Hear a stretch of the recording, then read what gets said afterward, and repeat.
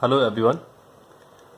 आज हम एक्सरसाइज 3.3 करेंगे जिसमें हमने दो चर वाले रैखिक समीकरण युग्म को हल करने की नेक्स्ट विधि सीखनी है जिसका नाम है प्रतिस्थापन विधि।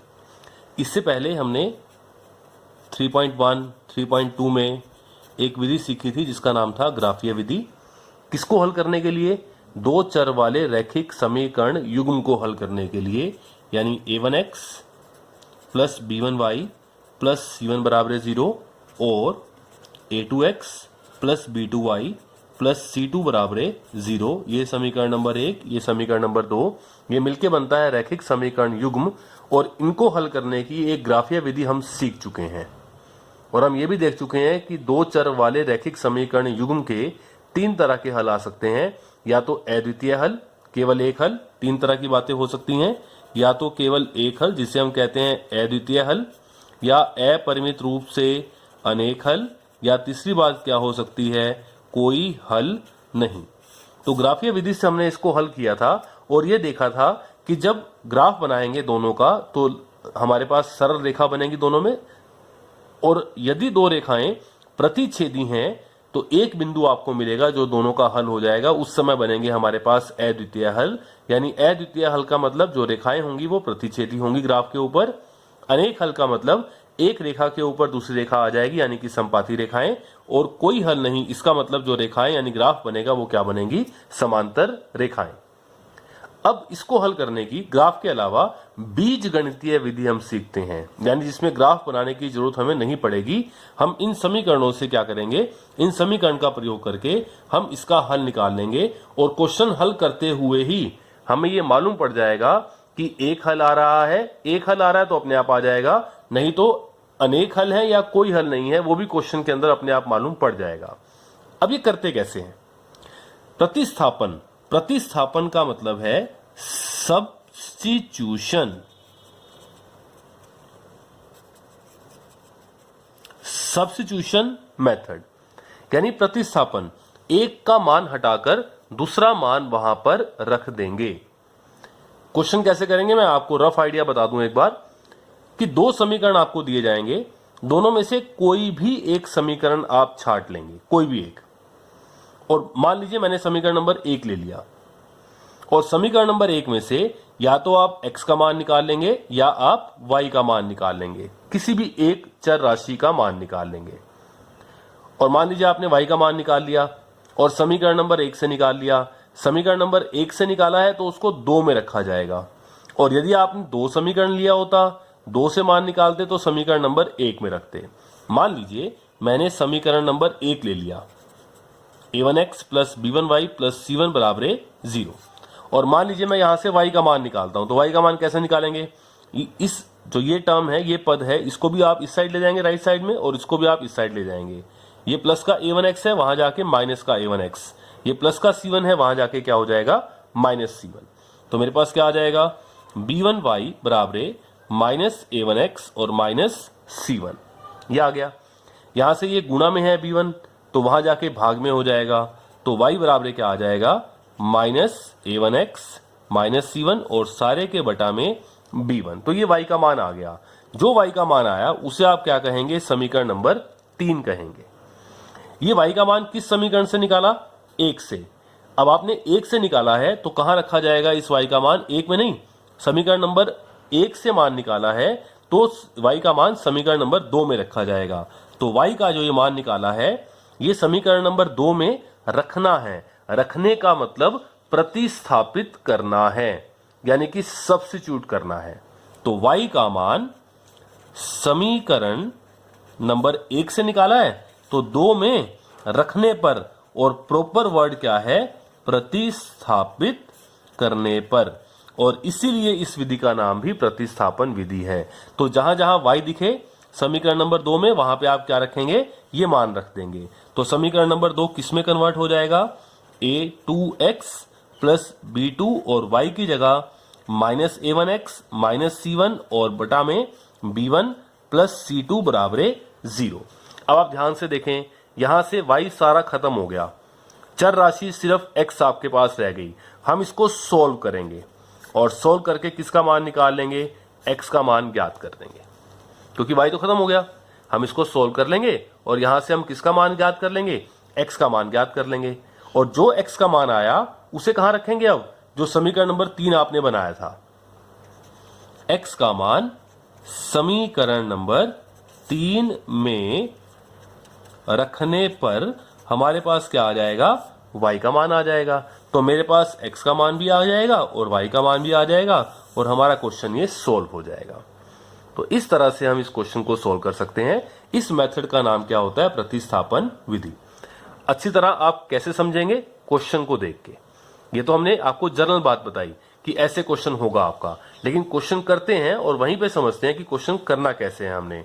तो मैं एक्सरसाइज 3.3 स्टार्ट करता हूं।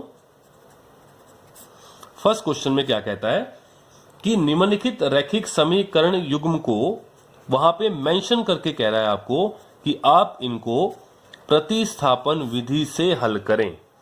यदि पेपर में कुछ भी नहीं आता, यदि पेपर में आता है कि आप 2 चर वाला रैखिक समीकरण दे रखा है, आप उसको हल करें, हमारी मर्जी है, तो सबसे जो अच्छा मेथड होगा वो कौन सा होगा, विलोपन विधि। ये सबसे अच्छा मेथड है, this is the best method. ये कब सीखेंगे हम, इसे नेक्स्ट एक्सरसाइज 3.4 में।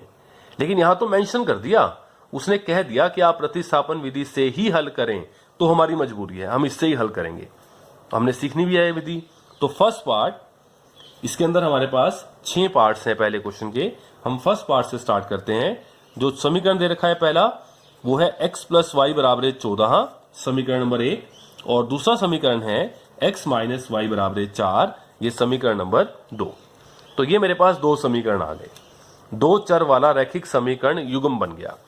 अब मुझे हल कैसे करना है इसको, प्रतिस्थापन विधि से हल करना है। तो क्या करेंगे, इन दोनों में से कोई भी एक समीकरण लेंगे, आपकी मर्जी है कौन सा लेंगे, जिससे मान निकालना आसान होगा हमारे लिए। कोई भी एक समीकरण लेंगे, उसमें से किसका मान निकालेंगे, या x का या y का, ये भी हमारी मर्जी है। तो समीकरण नंबर 1 ले लो आप, y का मान निकालो, ये x वहां जाके माइनस हो जाएगा तो 14 - x आ जाएगा। या x का मान निकाल लो, y वहां जाके माइनस का हो जाएगा तो 14 - y हो जाएगा। या समीकरण नंबर 2 ले लो, -y वहां जाके +y हो जाएगा तो x का मान आ जाएगा। तो जो आपको आसान लगे। तो मुझे सबसे आसान तो ये लगता है कि ये -y यहां जाके प्लस का y हो जाएगा। तो मैं दोनों समीकरणों में से एक को नहीं, मैं 2 को लेता हूं, मैं 2 से मान निकालूंगा। तो मैंने क्या किया, मैंने समीकरण नंबर 2 लिया। मैं 2 को एक बार दोबारा लिख देता हूं। मैंने इन दोनों में से छांट लिया समीकरण नंबर 2। अब यहां से x का मान निकालो या y का, ये भी आपकी मर्जी है। मुझे आसान लग रहा है कि ये -y वहां जाके +y हो जाएगा, तो मैंने x का मान निकाल लिया। जो आप मान निकालते हो x का या y का किसी समीकरण से, उसको आपने नंबर 3 कह देना यहीं पे, और बाद में इसका यूज किया जाएगा दूसरा मान निकालने के लिए। अब x का मान क्या आया, 14 + y। x का मान कहां से निकाला, समीकरण नंबर 2 से। तो x का मान कहां रखा जाएगा, समीकरण नंबर 1 में। तो लिख देंगे कि x का मान समीकरण नंबर 1 में, और प्रॉपर वर्ड तो है प्रतिस्थापित करने पर, तभी इस विधि का नाम है प्रतिस्थापन विधि। तो जहां जहां आपको x दिखाई दे समीकरण नंबर 1 में, वहां पे रख दीजिए 14 + y। तो समीकरण नंबर 1 क्या है, x + y = 14। तो x की जगह मैंने क्या रख दिया, 14 + y प्लस y बराबर क्या आ गया, 14। ये हमारे पास आ गया। अब मैं इसको हल करूंगा, देखो अब आपका x खत्म हो चुका है, यहां से y का मान आ जाएगा। ये +14 वहां जाके क्या हो जाएगा, -14। यहां से क्या आ जाएगा हमारे पास, वहां जाके क्या हो जाएगा, -14।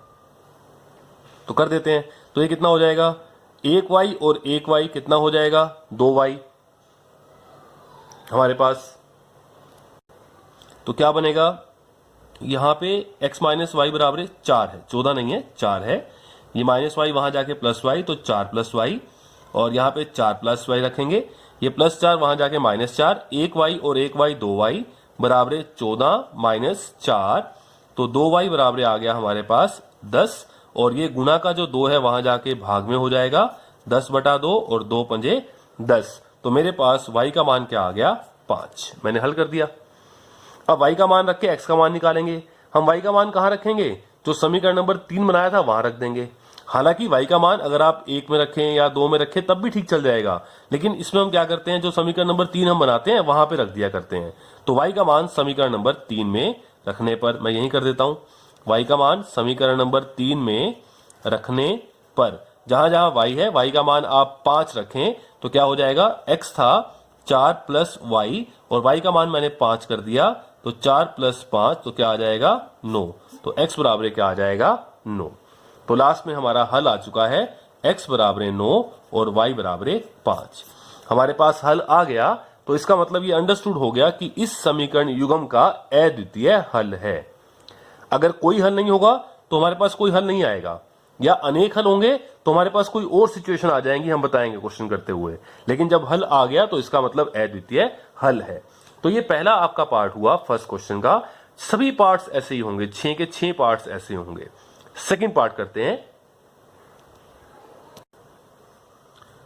सेकंड पार्ट में जो पहला समीकरण है, अब एक्स वाई के बजाय जो चर राशि है उसका नाम उसने एस और टी ले लिया। तो पहला समीकरण है एस माइनस टी बराबर 3, ये समीकरण नंबर 1। और दूसरा समीकरण है एस बटा 3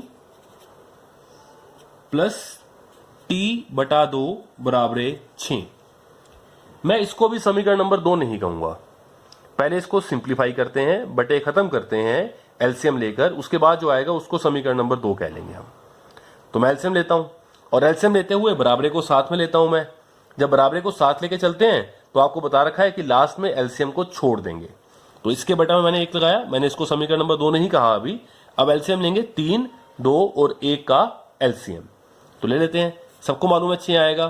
3, 2 और 1 का पहले 2 से भाग हुआ, 2 एकम 2, 1 ऐसे का ऐसे, फिर 3 से हुआ तो 2 गुना 3 कितना आएगा 6। एलसीएम कहां लिखते हैं, हर में, हर का मतलब बटे में। अब 3 से भाग करें, 3 दूनी 6, 2 आ गया। 2 से ऊपर गुना कर दें, क्या आ जाएगा 2s, बीच में प्लस। 2 से भाग किया 3, 2 3 6, 3 आ गया। 3 से गुणा किया 3t बराबरे, 1 से भाग किया 6 और 6 छिके 36।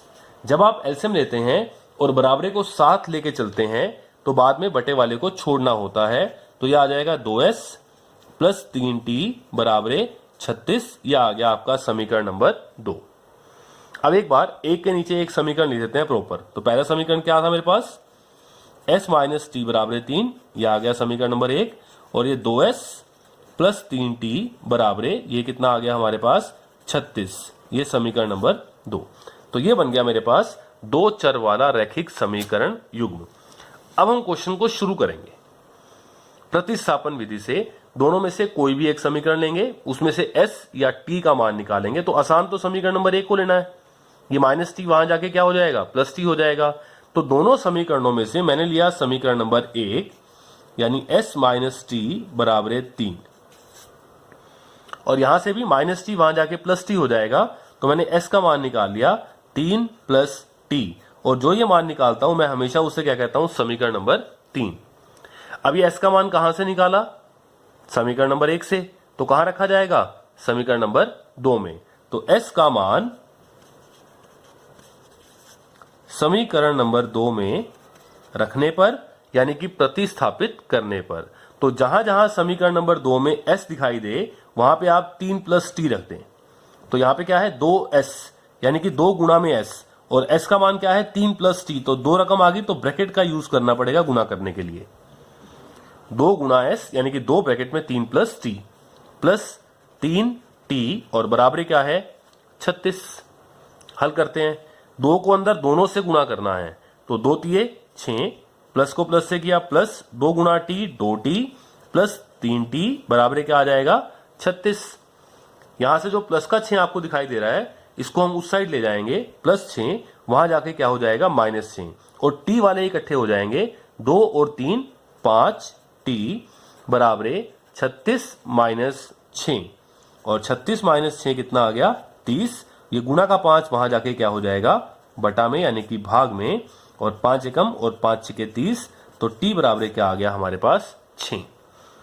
अब t का मान कहां रखा जाएगा, s का मान निकालना है, तो t का मान कहां रखा जाएगा समीकरण नंबर 3 में। तो t का मान समीकरण नंबर 3 में रखने पर, तो समीकरण नंबर 3 है क्या s बराबर 3 प्लस टी। तो यहां पे आप t का मान रख दें, t का मान क्या है 6, तो s बराबर 3 प्लस 6, तो क्या आ जाएगा s का मान 9।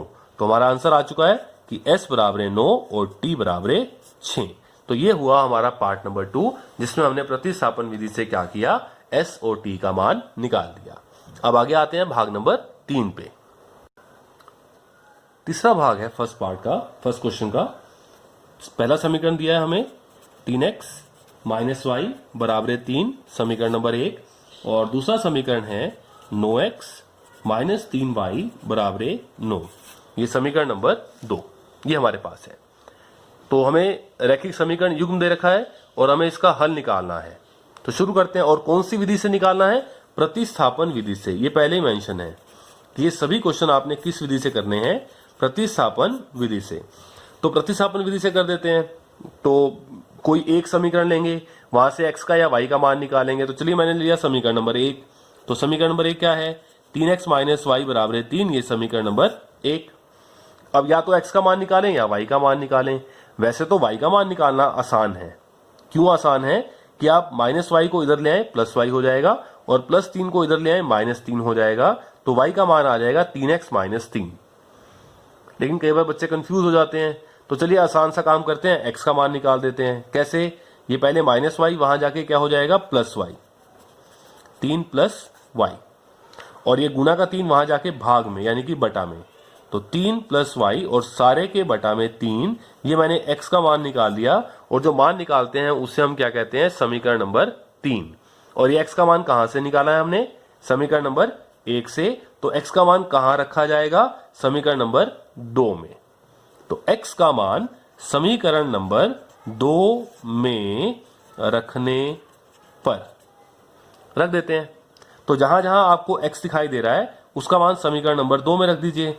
तो क्या आएगा, 9x माइनस 3y बराबर 9, ये समीकरण नंबर 2 था। जहां जहां x है वहां पे ये पूरा मान रखा जाएगा। तो 9 तो ऐसे का ऐसे, और ब्रैकेट में x का मान क्या निकाला है, 3 प्लस वाई और बटा में 3 माइनस 3y बराबर 9, ये कट जाएगा, 3 तिये 9, और 3 को अंदर गुणा करें, 3 तिये 9, और 3 को इससे गुणा करें प्लस 3y माइनस 3y बराबर 9, ये प्लस 3y और ये माइनस 3y, ये तो कैंसिल हो गया। हालांकि यहां से तो y का मान आना चाहिए था, लेकिन ये पूरा पूरा कट गया। तो क्या आ गया, 9 बराबर 9। क्या 9 बराबर 9 होता है? अब मेरे पास कोई मान नहीं आ रहा चर राशि का, y का मान ही नहीं आया, तो मैं x का मान कैसे निकालूंगा, कोई मान ही नहीं आ रहा। तो बस आप ये देखें कि क्या 9 बराबर 9 है, यह क्या है, सत्य है। यह सत्य है, यानी कि हर x और y के ऐसे अनेक मान आएंगे जिसके लिए दोनों बराबर हैं। ये दोनों बराबर हैं, इसका मतलब ऐसे अनेक मान हैं x और y के जो इन दोनों समीकरणों को एक ही समय में संतुष्ट कर देंगे। इसका मतलब ये हुआ, जब ये सत्य हो गया, दोनों बराबर आ गए, तो इसका मतलब इस रैखिक समीकरण युग्म के अपरिमित रूप से अनेक हल हैं। मान लीजिए यहां समीकरण नंबर 2 में 9 के बजाय 8 होता, और मैं ये x का मान समीकरण नंबर 2 में रखता यहां पर, और यहां पर 9 के बजाय 8 होता, तो मेरे पास आता 9 बराबर 8। लेकिन हमें मालूम है कि 9 बराबर 8 कभी नहीं होता। तो मैं क्या कहता यहां पे, असत्य, और उस समय क्या होता, कोई हल नहीं। अगर यहां पे 9 के बजाय 8 आता तो 9 बराबर 8 ऐसा कभी नहीं होता, तो हम कहते कोई हल नहीं। यानी कि यदि x और y के मान निकल जाएं तो अद्वितीय हल। यदि ये पूरा पूरा y खत्म हो गया, नंबर नंबर के सामने आ गया, अगर दोनों नंबर्स आपस में बराबर हैं यानी कि सत्य है, तो अनेक हल। और अगर ये बराबर ना होते तो मैं क्या कहता, कोई हल नहीं। फिलहाल ये केस नहीं है, अगर ऐसा होता तो मैं कहता कोई हल नहीं। और आप वैसे भी देख सकते हैं, जब आप a1 बटा a2 निकालेंगे तो 3 बटा 9 1 बटा 3 आएगा। आप b1 बटा b2 निकालेंगे, माइनस 1 बटा माइनस 3, माइनस से माइनस कैंसिल होके 1 बटा 3 आएगा। आप c1 बटा c2 निकालेंगे तो 1 बटा 3 आएगा। यानी कि a1 बटा a2 बराबर b1 बटा b2 बराबर c1 बटा c2। यानी कि हमें पहले ही मालूम है कि इसके तो अनेक हल आएंगे और वो हम यहां से निकाल नहीं पाएंगे। तो ये क्वेश्चन करते हुए आपको अपने आप मालूम पड़ जाएगा। अगर आंसर आ रहा है तो अद्वितीय हल है, अगर आंसर नहीं आ रहा, कोई 2 नंबर बराबर आ रहे हैं तो या 2 नंबर बराबर आ जाते हैं तो सत्य है यानी कि अनेक हल, और 2 नंबर बराबर नहीं आते तो इसका मतलब कोई हल नहीं है। तो ये क्वेश्चन इसके अंदर भी अपने आप कंप्लीट हो जाता है। इसके बाद है हमारे पास पार्ट नंबर 4। पार्ट नंबर 4 भी करेंगे और वो भी प्रतिस्थापन विधि से हल करना है। अब की बार जो पहला समीकरण है वो है मेरे पास 0.2x प्लस 0.3y बराबर 1.3। लेकिन मैं इसे समीकरण नंबर 1 नहीं कहूंगा अभी, पहले इसको सिंप्लीफाई करके फिर समीकरण नंबर 1 कहेंगे। तो मैंने क्या किया, इसका दशमलव हटाया, दशमलव के बाद एक अक्षर है तो बटे में 10 आएगा, तो इसको आप कह सकते हैं 2/10 और x साथ में है तो 2x/10 प्लस 3y/10 बराबर 13/10। आप ये 10 कैंसिल कर सकते हैं आपस में। क्यों कैंसिल हुआ? वो ऐसे कैंसिल हुआ कि लेफ्ट साइड में 10 और 10 का एलसीएम क्या आएगा, 10। सिर्फ लेफ्ट साइड की बात कर रहा हूं मैं, राइट साइड ऐसे का ऐसे है। 10 से भाग किया, 10 एकम 10, 1 से गुना 2x, 10 एकम 10 3y। अब 10 से 10 आपका कैंसिल हो गया, तो पहला समीकरण आपका क्या तैयार हुआ, 2x प्लस 3y बराबर 13, समीकरण नंबर 1। तो हमने इसको समीकरण नंबर 1 नहीं कहा, पहले सिंप्लीफाई किया, जो आया उसे समीकरण नंबर 1 कहा। अब समीकरण नंबर 2 की बात करते हैं। दूसरा समीकरण क्या दिया है हमें, वो भी पॉइंट में है, उसको भी पहले सिंप्लीफाई करेंगे। 0.4x प्लस 0.5y बराबर 2.3। इसका हटाएंगे पॉइंट तो क्या आएगा, 4x/10 प्लस 5y/10 बराबर 23/10। दोनों का 10 है हर में, तो इकट्ठा 10 करके ऊपर आप सिंपली प्लस कर सकते हैं, जैसे भी आपको बताया था, बराबर 23/10, 10 से 10 कैंसिल, तो यह आ गया 4x प्लस 5y बराबर 23। यह आ गया समीकरण नंबर 2। एक बार दोनों को ठीक ठाक लिखते हैं, यानी कि एक के नीचे एक प्रॉपर समीकरण युग्म बनाते हैं, फिर इसको प्रतिस्थापन विधि से हल करेंगे। तो दोनों को एक के नीचे एक लिखते हैं एक बार। तो ये 2 समीकरण हैं, इसको एक के नीचे एक लिखते हैं एक बार। पहला समीकरण 2x प्लस 3y बराबर 13, 2x प्लस 3y बराबर 13, समीकरण नंबर 1। और दूसरा समीकरण है 4x प्लस 5y बराबर 23। तो 4x प्लस 5y बराबर 23, ये समीकरण नंबर 2। अब दोनों में से कोई भी आप एक समीकरण लें, आपकी मर्जी है, कोई भी एक ले लें, क्योंकि दोनों लगभग एक से हैं। और दोनों में से या x का या y का मान निकाल लें, किसी भी एक का, ये भी आपकी मर्जी है। चलिए मैं समीकरण नंबर 1 लेता हूं, 2x प्लस 3y बराबर 13। मैंने समीकरण नंबर 1 लिया, मैं y का मान निकाल देता हूं। तो y का मान कैसे निकालेंगे, x का मान निकाल लीजिए, दोनों एक ही बात है, जो भी आपको ठीक लगे। चलिए x का मान निकाल लेते हैं, ये प्लस 3y वहां जाकर क्या हो जाएगा, माइनस 3y। तो यहां पे क्या रह गया, 2x बराबर 13 माइनस 3y। और ये गुणा का 2 वहां जाके क्या हो जाएगा, बटा में, यानी कि भाग में। तो 13 माइनस 3y बटा में 2। तो मैंने समीकरण नंबर 1 की मदद से x का मान निकाला, इसे हम कहते हैं समीकरण नंबर 3, जैसे पहले कहते आए हैं।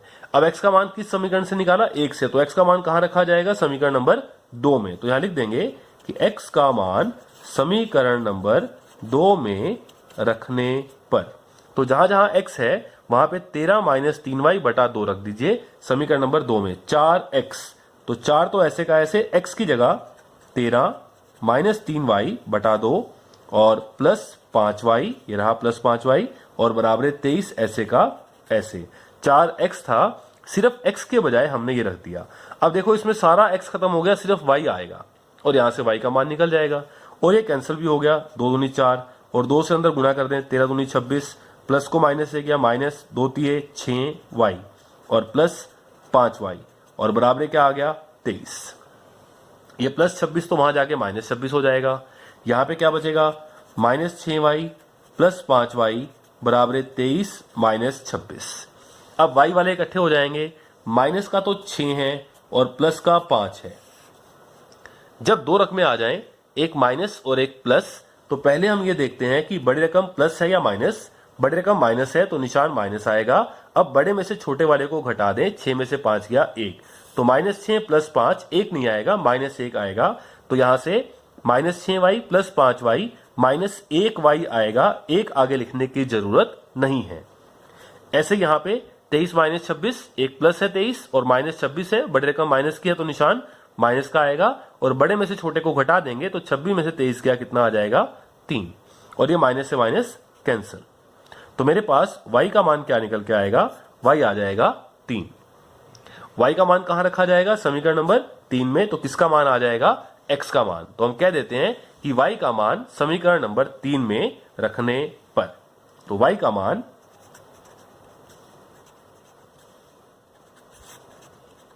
समीकरण नंबर 3 में रखने पर, तो जहां जहां y है वहां रखिए आप 3। तो क्या आएगा, x बराबर 13 माइनस 3y और बटे में कितना है 2। तो क्या रखा जाएगा, 13 माइनस 3 और y का मान 3 और बटे में क्या आ गया 2। 13 माइनस 3 दिए 9 और बटे में क्या आएगा 2। 13 में से 9 हो गया 4, प्लस का आएगा क्योंकि बड़े रकम प्लस की है। 13 माइनस 9 कितना आएगा 4 और बटा में कितना आ गया 2 और 2 दूनी 4। तो x का मान कितना आ गया 2 आ गया। x का मान 2 और y का मान 3। प्रॉपर लिखना भी आपको आना चाहिए। देखिए सभी बराबरी के निशान जो इक्वल टू के निशान है बिल्कुल एक ही लाइन में चलने चाहिए, और जैसे ये 2 आया तो लास्ट में कह देंगे x बराबर 2। कहां बराबरी का निशान लगाना है, कहां नहीं लगाना है, ये सब आपको सीखना है। तो x आया 2, y आया 3, तो लास्ट में हमारा आंसर आ गया x बराबर 2 और y बराबर 3। ये हमारे पास इस समीकरण के हल हो जाएंगे और एक हल आएगा, यानी कि अद्वितीय हल हमें मिल रहे हैं। तो ये आपका जो पार्ट हुआ ये आपका पार्ट नंबर 4 हो गया। अब इसके बाद 2 पार्ट और हैं, वो करते हैं पार्ट नंबर 5। पार्ट नंबर 5 है फर्स्ट क्वेश्चन का 3.3 एक्सरसाइज का। पहला समीकरण है हमारे पास वर्गमूल 2x प्लस वर्गमूल 3y बराबर 0। इसे मैंने कहा समीकरण नंबर 1। और दूसरा समीकरण है वर्गमूल 3x माइनस वर्गमूल 8y बराबर 0। ये हमारे पास आ गया। आप चाहें तो वर्गमूल 2 के आगे अभाज्य गुणनखंड नहीं होते, 3 के नहीं होते, 3 के नहीं होते, 8 के हो सकते हैं। आप चाहें तो वर्गमूल 8 को थोड़ा सिंप्लीफाई करके लिख सकते हैं, चाहे तो मैं इसको भी समीकरण नंबर 2 नहीं कह रहा, मैं इसे ऐसे कहता हूं कि मैंने क्या किया, 8 के बनाए अभाज्य गुणनखंड, 2 चौके 8, 2 दूनी 4, 2 एकम 2। तो 8 के जो अभाज्य गुणनखंड है वो क्या बने, 2 गुणा 2 गुणा 2। तो वर्गमूल 8 यानी कि 8 के जो अभाज्य गुणनखंड है वो 2 गुणा 2 गुणा 2, ये एक जोड़ा बन गया। और इसका जोड़ा नहीं बना, जिसका जोड़ा बन गया वो 2 एक बाहर आ गया, और जिसका नहीं बना वो वर्गमूल के अंदर, यानी कि जो वर्गमूल 8 है उसे आप 2 वर्गमूल 2 कह सकते हैं। तो मैं इसको समीकरण नंबर 2 नहीं कह रहा, मैं कहता हूं वर्गमूल 3x माइनस वर्गमूल 8 को मैंने क्या लिखा, 2 वर्गमूल 2y बराबर 0, और इसे मैंने कहा समीकरण नंबर 2। अब एक बार एक के नीचे एक समीकरण लिखते हैं ताकि समीकरण युग्म आपको दिखाई दे। वर्गमूल 2x प्लस वर्गमूल 3y बराबर 0 समीकरण नंबर 1, और वर्गमूल 3x माइनस 2 वर्गमूल 2y और बराबर 0 समीकरण नंबर 2। ये आपको मिल गया रैखिक समीकरण युग्म 2 चर वाला। अब इसको किस विधि से हल करना है, हमें इसे हल करना है हमने प्रतिस्थापन विधि से। तो कोई भी समीकरण लें, आपकी मर्जी है, चाहे 1 लें चाहे 2 लें, और वहां से x का मान निकालें या y का मान निकालें, वो भी आपकी मर्जी है। चलिए मैं समीकरण नंबर 2 लेता हूं क्योंकि ये माइनस वहां जाके प्लस का हो जाएगा, तो यहां से हम इसका मान निकाल पाएंगे। तो मैंने क्या लिया यहां पे, समीकरण नंबर 2, इसको यहां लिख दिया मैंने वर्गमूल 3x माइनस 2 वर्गमूल 2y बराबर 0। मैंने समीकरण नंबर 2 लिया है, तो जो मान आएगा वो समीकरण नंबर 1 में रखा जाएगा। ये माइनस का 2 वर्गमूल 2y उधर जाके प्लस का हो जाएगा, पहले 0 है वहां पे तो सिर्फ, तो वर्गमूल 3x बराबर जो माइनस है वहां जाके प्लस का हो गया 2 वर्गमूल 2y, और गुणा का वर्गमूल 3 नीचे जाके बटा में यानी कि भाग में हो गया। तो मेरे पास x का मान आ गया 2 वर्गमूल 2y और बटा में वर्गमूल 3। जो ये मान आया इसे मैं क्या लिखूंगा, समीकरण नंबर 3। तो ये x का मान आया, और x का मान किस समीकरण से आया, 2 से, तो x का मान कहां रखा जाएगा, 1 में। तो x का मान समीकरण नंबर 1 में प्रतिस्थापित करने पर यानी कि रखने पर, प्रतिस्थापित करने पर, तो जहां जहां x है वहां ये मान रखेंगे समीकरण नंबर 1 में। समीकरण नंबर 1 है वर्गमूल 2x प्लस वर्गमूल 3y बराबर 0। तो ये वर्गमूल 2 तो ऐसे का ऐसे, और जहां जहां x है वहां मान रखते हैं। x का मान क्या है, 2 वर्गमूल 2y और बटा में वर्गमूल 3। तो कैलकुलेशन बहुत ध्यान से करनी है आपकी बात, प्लस वर्गमूल 3y और बराबर 0। अब गुणा करते हैं। देखो ये कैंसिल तो नहीं हो रहा, लेकिन आपको ये बातें मालूम होनी चाहिए कि वर्गमूल 2 की गुणा वर्गमूल 2 से करते हैं तो 2 आता है। क्यों आता है? कई तरीके हैं कि वर्गमूल 2 को वर्गमूल 2 से गुणा किया तो वर्गमूल 2 की शक्ति 2 और वर्ग से वर्गमूल कट गया तो 2 आ गया। या कोई ऐसे कह देगा कि वर्गमूल 2 को वर्गमूल 2 से गुणा किया तो वर्गमूल 2 दूनी 4 और 4 के बनाए अभाज्य गुणनखंड और जोड़े में से एक बाहर आ गया तो 2।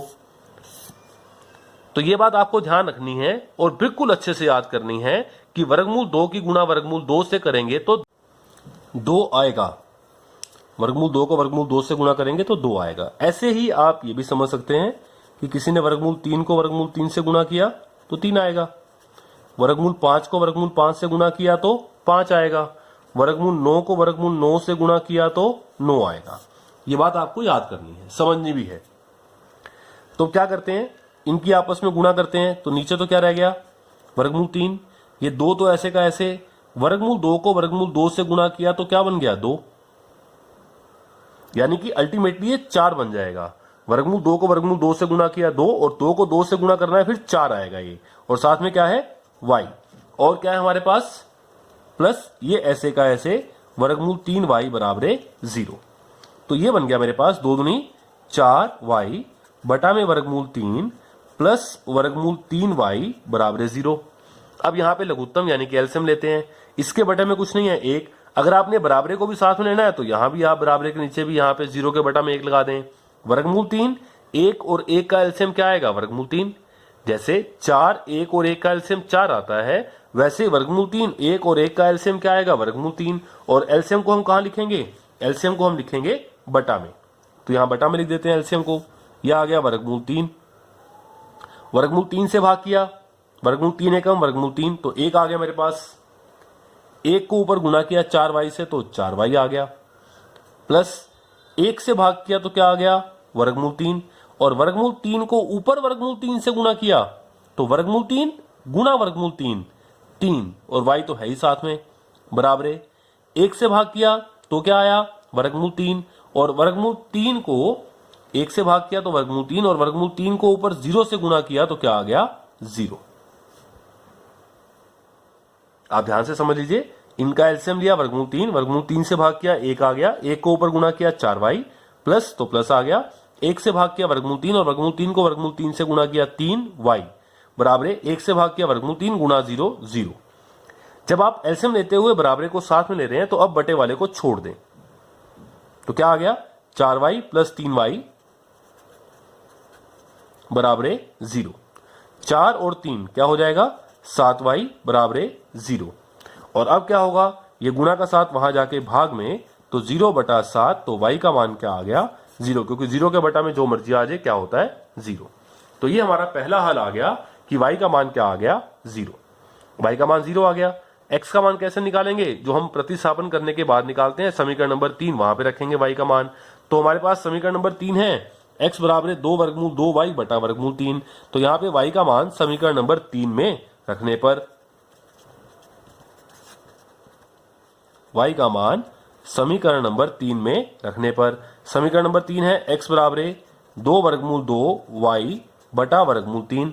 तो जहां जहां y है वहां पे हम क्या रखेंगे, y का मान 0 रख दीजिए यहाँ पे।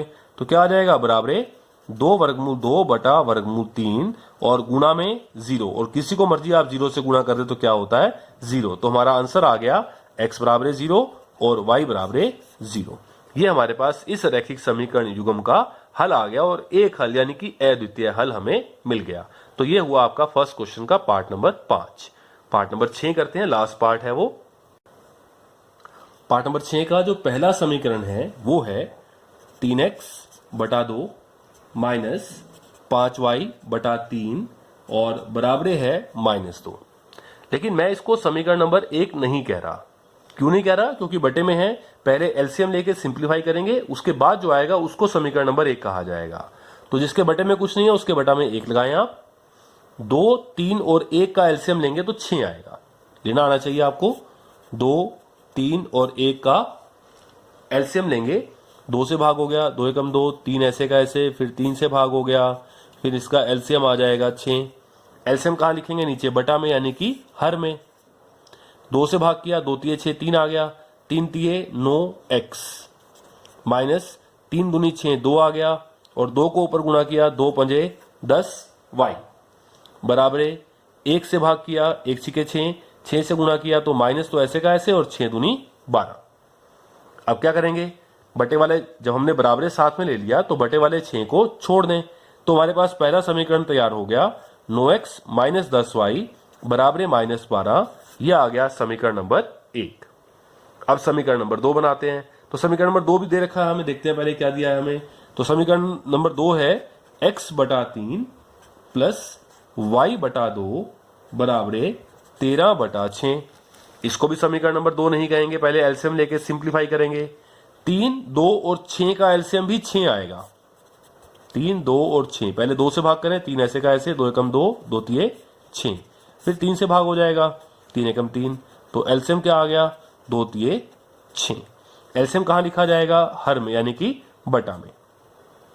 3 से भाग करें, 3 दूनी 6 2 आ गया, 2 से गुणा 2x, 2 से भाग किया 2 तिये 6 3 आ गया, 3 को ऊपर गुणा 3y बराबर 6 एकम 6 1 से गुणा 13। अब एलसीएम लेते हुए बराबर साथ में लिया तो बटे वाले को छोड़ दें तो दूसरा समीकरण आपका तैयार हो गया 2x प्लस 3y बराबर 13। यह आ गया समीकरण नंबर 2। एक बार दोनों समीकरण को एक के नीचे एक लिख के समीकरण अपना जो समीकरण युग्म है वो लिख लीजिए। तो पहला समीकरण क्या है मेरे पास, 9x माइनस 10y बराबर माइनस 12 समीकरण नंबर 1, और दूसरा है मेरे पास 2x प्लस 3y बराबर 13 समीकरण नंबर 2। ये हमारे पास आ गया। अब दोनों में से किसी एक को लेते हैं और प्रतिस्थापन विधि के लिए किसी एक को लेके उसमें से या तो x का मान निकालेंगे और या फिर हम y का मान निकाल देते हैं।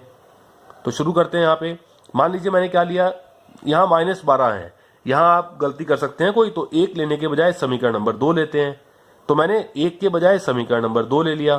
तो समीकरण नंबर 2 है मेरे पास 2x प्लस 3y बराबर 13। तो मैंने समीकरण नंबर 2 ले लिया। अब इसके बाद क्या करते हैं हम, यहाँ पर दोनों में से या तो हम x का मान निकाल लेंगे या y का मान निकाल लेंगे।